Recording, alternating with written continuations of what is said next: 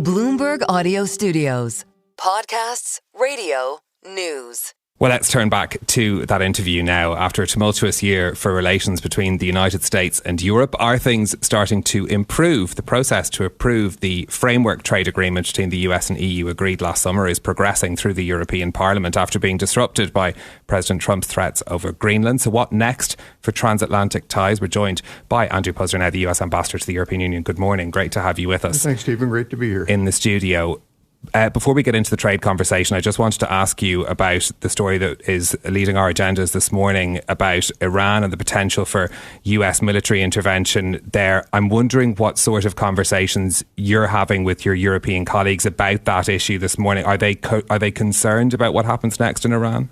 Really, everything I know about that issue I learned from Paul Wallace as I was getting ready to do a TV interview on Bloomberg this morning. As President Trump wants to be the peace president and has been the peace president across the globe in a number of conflicts.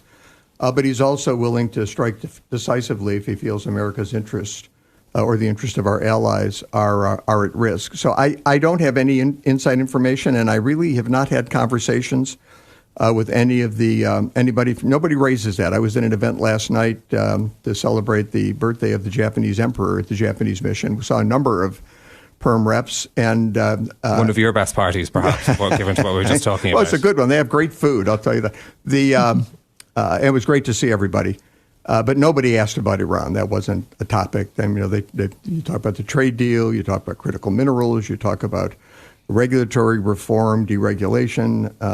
But nobody really brought up Iran. Okay.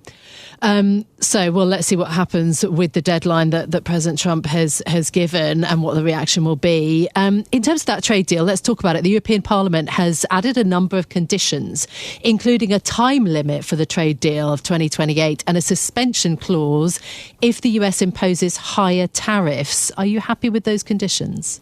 Well, the conditions came out of the committee.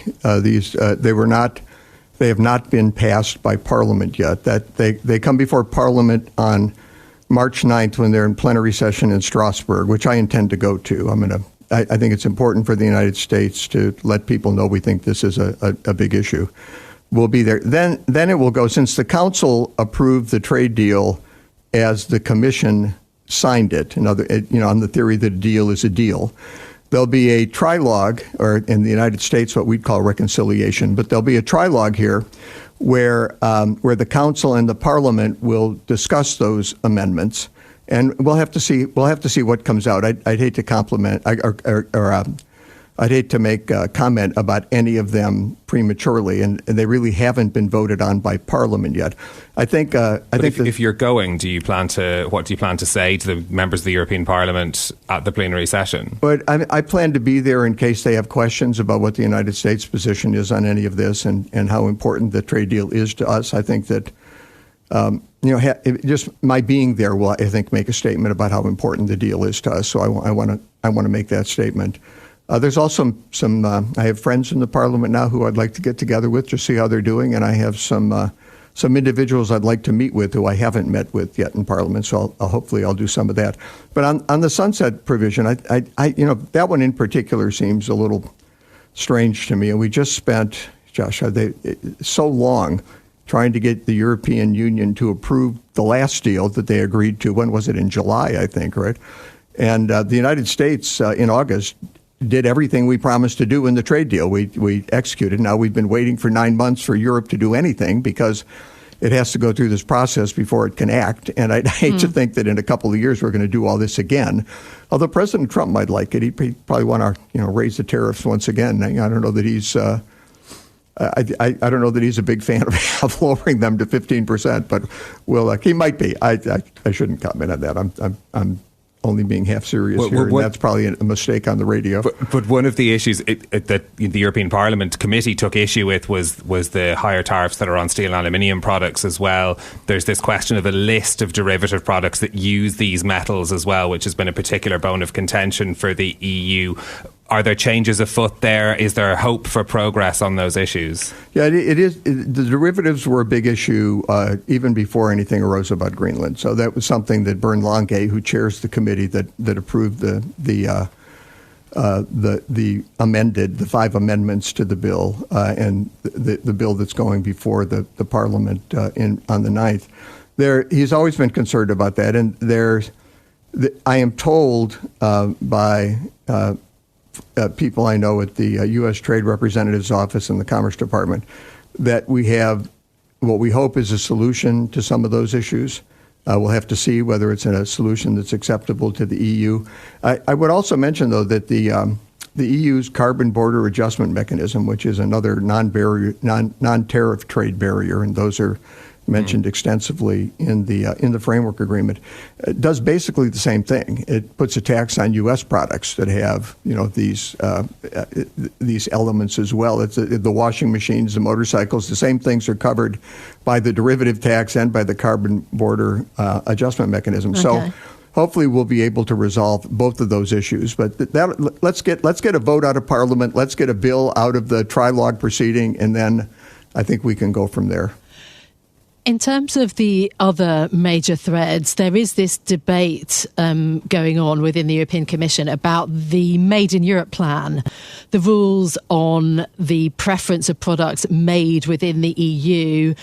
You've talked about your concerns there already, but are you worried about that particular issue and whether it will have a big impact on US companies if the European Commission focuses on Made in Europe rules?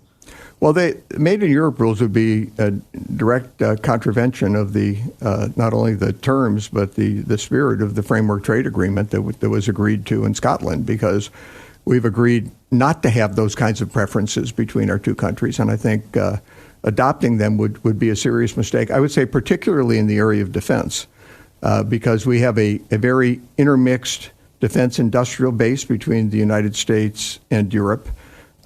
Many of the weapons, the armaments that we're using not only in NATO but also shipping to Ukraine have production capacities in Europe as well as the United States, and the machines that make them, some are made in the Czech Republic and Finland, some are made in the U.S. There's a very intermixed supply chain, a defense industrial base, and a focus on having our defense products be interoperable. In other words, that if we're a NATO member and we're producing military hardware, we want it to be we can't have it working for different sized train rails or weights that don't work on European highways. We have to have these things interoperable. And this Buy Europe preference, particularly in these defense procurement initiatives, is a real threat to our defense industrial base, and that worries me a lot. Are you engaging with the European Commission on this? Have you spoken to Commissioner Stefan Sejourné? Yes, and we're engaging with the Parliament. We're engaging with members of Council.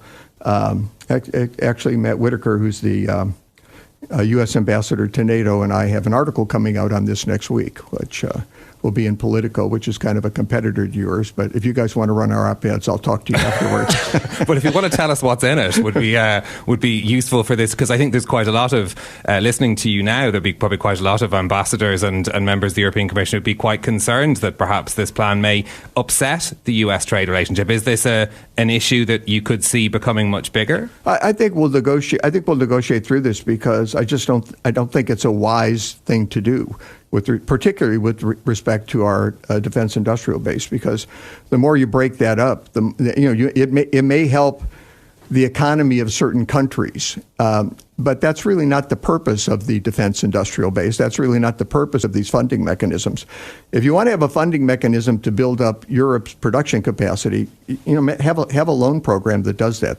If you're making a loan, if you have a loan program that is either designed to help Ukraine win the war in Ukraine to defeat the Russians, well, then they ought to be able to buy whatever they want from wherever they want so that they can win the war. I mean, nobody thought they would last 2 weeks. We're going into our 4th year, and they've changed warfare literally. They took out 40% of the Russians, Baltic fleet. Whoever thought this would all happen? So they should be able to purchase what they want. With respect to NATO member states should also be able to purchase what they want, what they need to meet their defense needs. So when the European Union comes up with these defense procurement initiatives, these funding mechanisms, these loan mechanisms, to put in European preference language can be a very dangerous thing because it weakens our joint defense efforts. Ambassador, the Rearm Europe programme aims to have more than 50% of weapons made in the EU. That's the plan. And the question attached to that is because there are doubts in Europe about whether the US is a reliable partner for defence supplies. Well, I'll tell you, the defense industrial base is filled with joint ventures and joint efforts by American and European manufacturers, also Japanese manufacturers. And we have a very integrated system here. And I think that approach to military spending, to defense spending, ignores many things, including the 80-year-old NATO alliance and the effectiveness of that alliance. Quite a lot in the past year, I think, that has a lot of people questioning elements of the NATO alliance. Is it fair for them to question this element as well? Well, not really. The United States is now withdrawing from NATO, and the President has made that clear, and the Secretary of State has made that clear. You don't need the ambassador to the EU to make that clear. Matt Whitaker says it, our ambassador to NATO says it probably 10 times a week. We are here. We have more troops here in Europe than all of the European militaries added together. We've got our nuclear umbrella that protects Europe. That's not going anywhere. And if it did go somewhere, it's not something that Europe would be able to replace. So I think Emmanuel Macron would like to. What's your view of that plan? Well, he'd sure have to make a whole lot more. He'd have to produce a whole lot more nuclear weapons than he has currently. And I don't know that France is in a particularly advantageous economic position to do that at the moment. I think France. So your message to the EU is you don't have to worry about the nuclear umbrella, that's perfectly safe. You can't match it, and nobody's talking about taking it away. So let's focus on things that are actually important, that we actually can do. Let's talk about strengthening NATO. Let's talk about building up the European economy, about deregulation and having pro-growth policies so that Europe can actually meet this 5% of GDP requirement that they've agreed to with NATO. Poland was out, I think it was either the Prime Minister or the President of Poland was out just last week saying, look, we're at 5%, but the only way we've gotten here is we've got pretty good economic growth. So tax revenue's going up because we have growth. Well, the rest of Europe really doesn't have that growth. I mean, we're seeing GDP declines, we're seeing declines in standards of living, and we need to see those things re-energized. We need to see reindustrialization. We need to see Europe participating in the AI economy. We need to see the kinds of growth that Europe talks about competitiveness. I wish they would stop talking about how they're going to compete with other people and just talk about how they're going to grow their economy. The European economy needs to grow. When it grows, it will be competitive. Yeah, and I think there's a lot of the ministers who would agree with you that the issues of competitiveness and growth are intertwined. But, part of the plan, and you talk about reindustrialization, is the Industrial Accelerator Act that's going to have, we're told by the debates going on, this Made in Europe pledge. So is that they're going about it the wrong way? It is action being taken by the EU on all of these fronts. I think the European Union has the right to put whatever language it wants in these agreements, whether it's to benefit Europe or to, and they do need to do things that will benefit Europe because Europe needs to catch up on growth. It's falling increasingly behind. However, be careful when you do it, and be careful where you do it, because if you may cut out joint ventures, you may cut out opportunities to work together on technology or research that would actually be damaging to the European economy. This is why I say we need pro-growth policies in Europe that are focused on increasing economic growth, and we need deregulation, not simplification. It's not that the problem isn't that we've got a bunch of regulations that are too complicated, although you do have a bunch of regulations that are too complicated. But the problem is you just have too many regulations, period. And it's not, and this isn't just me saying this as the ambassador from the United States, but Chancellor Merz has been very, very vocal about this recently, as has Prime Minister De Wever.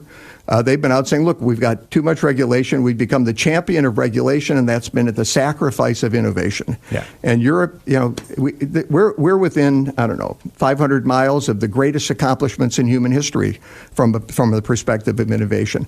That's not happening here because we have a lack of people that are innovative.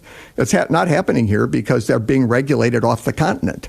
And it's something that needs to be addressed, I think, very quickly. Okay. Well, we thank you for bringing us your analysis of that and your viewpoint this morning. The U.S. Ambassador to the European Union, Andrew Puzder, thank you very much for joining us. My pleasure to both of you. Thank you.